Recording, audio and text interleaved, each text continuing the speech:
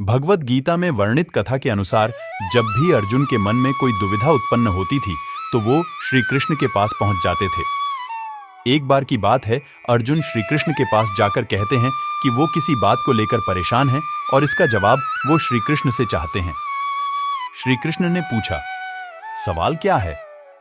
अर्जुन ने कहा, मुझे यह जानना है कि अच्छे लोगों के साथ हमेशा बुरा ही क्यों होता है, वहीं बुरे लोग खुशहाल होते हैं। अर्जुन के मुंह से ऐसी बातें सुनकर श्री कृष्ण मुस्कुराए और कहा, मनुष्य जैसा सोचता है और महसूस करता है वैसा कुछ नहीं होता, बल्कि अज्ञानता की वजह से वो सच्चाई नहीं समझ पाता है। अर्जुन उनकी ये बात समझ नहीं पाए। इसके बाद श्री कृष्ण ने उन्हें समझने के लिए क्या कहा वो जानते हैं? श्री कृष्ण ने अर्जुन से कहा, पार्थ, मैं तुम्हें एक कथा सुनाता हूं। उसे सुनकर तुम समझ जाओगे कि हर प्राणी को उसके कर्म के हिसाब से ही फल मिलता है। प्रकृति हर किसी को अपनी राह चुनने का मौका देती है। अब वो मनुष्य की इच्छा पर निर्भर करता है कि उसे धर्म की राह चुननी है या अधर्म की। कथा शुरू करते हुए श्री कृष्ण ने कहा, एक नगर में दो पुरुष रहते थे। एक पुरुष व्यापारी था जिसके जीवन में धर्म की बहुत महत्ता थी। वह पूजा पाठ में यकीन रखता था। वह हर रोज मंदिर जाता था और दान धर्म भी करता था और हर रोज भगवान की पूजा करता था। वहीं दूसरा पुरुष बिल्कुल विपरीत था। वह हर रोज मंदिर तो जाता था लेकिन पूजा करने नहीं, बल्कि मंदिर के बाहर से जूते चप्पल चुराने। उसे दान और धर्म से कोई लेना देना नहीं था। समय बीतता गया और एक दिन बहुत जोर की बारिश हो रही थी। इस वजह से मंदिर में पुजारी के अलावा कोई नहीं था। यह बात जब दूसरे पुरुष को पता चली तो उसने सोचा कि यह सही मौका है। मंदिर का धन चुराने का पंडित से नजर बचाकर उसने मंदिर का सारा धन चुरा लिया। उसी समय धर्म कर्म में विश्वास रखने वाला व्यक्ति भी मंदिर पहुंचा। दुर्भाग्य से मंदिर के पुजारी ने उसे ही चोर समझ लिया और चिल्लाने लगे। वहां लोग एकत्र हो गए और उसे बहुत मारा।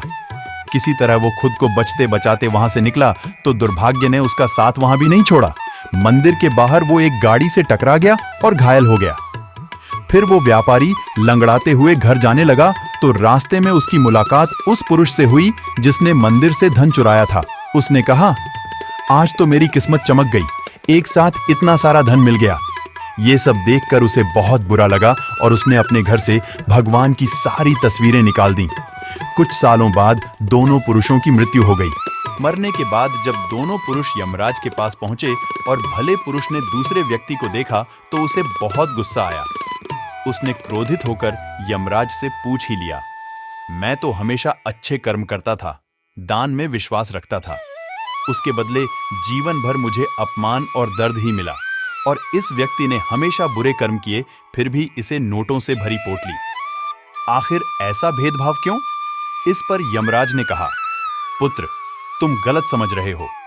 जिस दिन तुम्हारी गाड़ी से टक्कर हुई थी वो दिन तुम्हारे जीवन का आखिरी दिन था, परंतु तुम्हारे अच्छे कर्मों की वजह से तुम्हारी मौत सिर्फ एक छोटी सी चोट में बदल गई।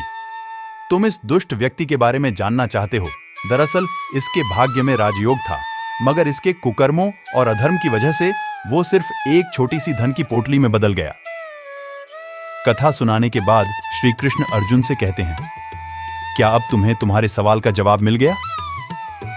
ऐसा सोचना कि भगवान तुम्हारे कर्मों को नजरअंदाज कर रहे हैं, ये बिल्कुल भी सत्य नहीं है।